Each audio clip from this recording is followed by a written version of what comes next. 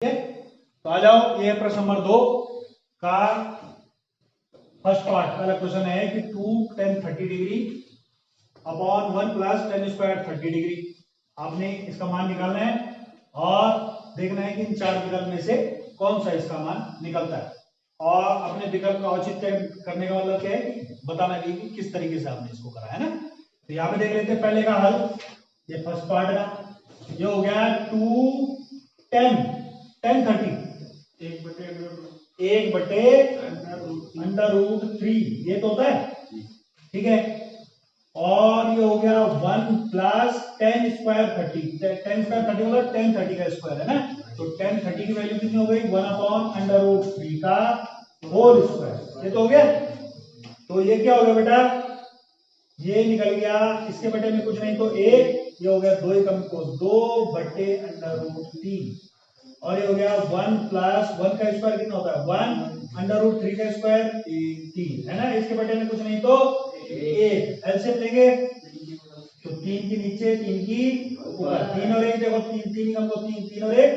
4, 4 बटे 3 आ गया, 4 बटे कितना है 3, तो नीचे क्या हो गया ये देखो, ये ऊपर हो गया 2/√3 और ये हो गया 3, एलसीएम आ गया, और ऊपर हो गया 3 + 1 यानी कि 4, ठीक है, 3 + 1 यानी कि 4, ये हो गया √3, ये जाएगा सबसे ऊपर, ये जाएगा इसके साथ मल्टीप्लाई है ना, तो हो गया 2 × 3, और ये हो गया 4 × √3, काटो इसको, 2 एकम को 2, 2 दूना 4, √3 से 3 कटेगा, क्योंकि 3 को हम क्या लिख सकते हैं, 3 को क्या लिख सकते हैं √3 × √3 लिख सकते हैं, 3 को 3 लिख सकते हैं है ना, तो 1 √3 से कैंसिल हो गया, तो क्या बच गया हमारे पास √3/2, √3/2 किसका मान होता है, sin 60 का मान होता है,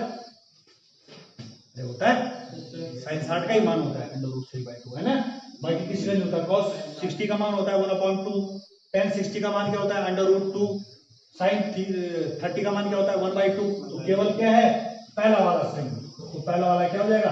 राइट आंसर हो जाएगा पहला वाला, क्लियर। अब देखो दूसरा भी देख लो, तो क्वेश्चन नंबर दूसरा है, इसमें 1 - tan स्क्वायर 45, तो 1 - tan स्क्वायर यानी tan 45 का स्क्वायर, तो tan 45 का मान कितना हो गया 1 का स्क्वायर 1 है, वैसे नीचे 1 प्लस tan 45 का स्क्वायर यानी कि 1 का स्क्वायर, ये तो होगा, तो ये हो गया 1 - 1 का स्क्वायर 1 ही होता है, और ये हो गया 1 प्लस 1 का स्क्वायर 1 ही होता है, 1 - 1 यानी कि क्या आ गया 0/1 यानी कि 0 है ना, तो 0 आ गया, तो यहाँ पे है कहीं पे देखो ये डी, और देख लो पहले और भी चेक कर लो, tan 90 की वैल्यू कितनी होती है, tan 90 की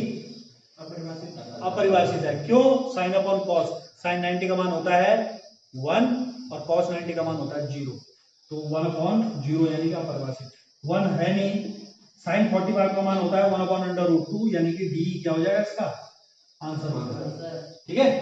क्लियर हो गया ये कैसे हुआ, ये भी समझ में आया, ठीक है कर लो इसको।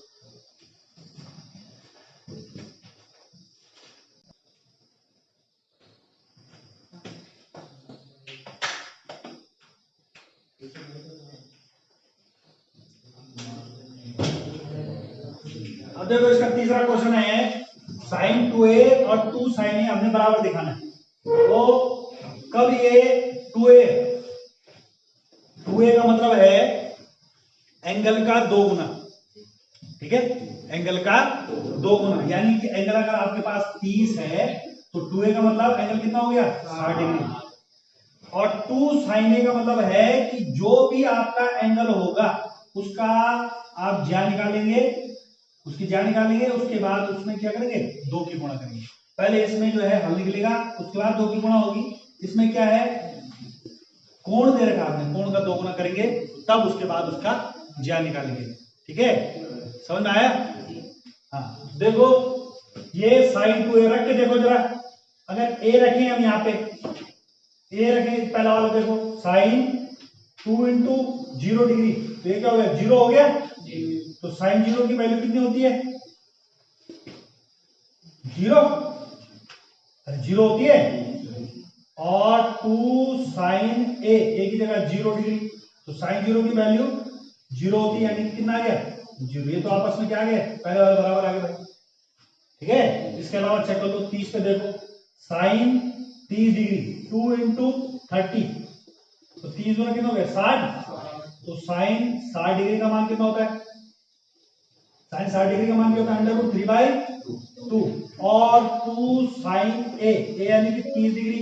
तो 2 इंटू साइन 30 का मान होता है 1/2, 2 से 2 कैंसिल, कितना आ गया 1। ये बराबर है नहीं। ऐसे आप 45 पे देख लो, 45 क्या होगा 1/√2, और साइन 45 यानी कि ये वाला देख लो, साइन 2a की जगह 45 गुना कितना होता है 90, तो साइन 90 का मान कितना होता है 1,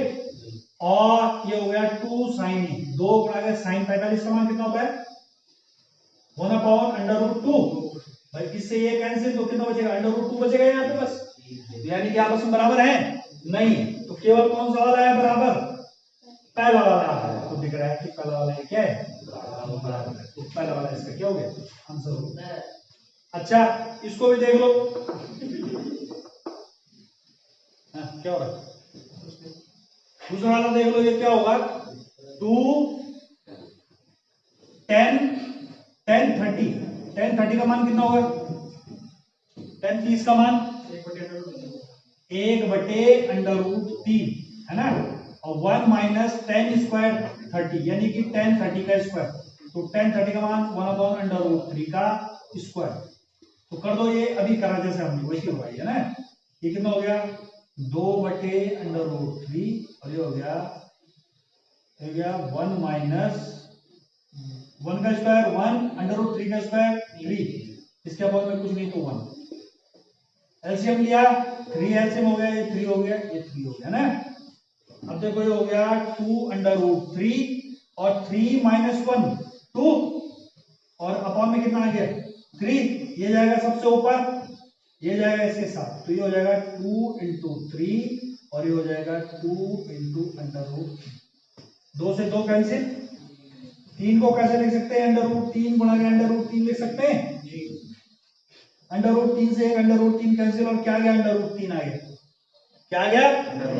√3, और इसमें देखो √3 किसका मान होता है 10 60 का मान होता है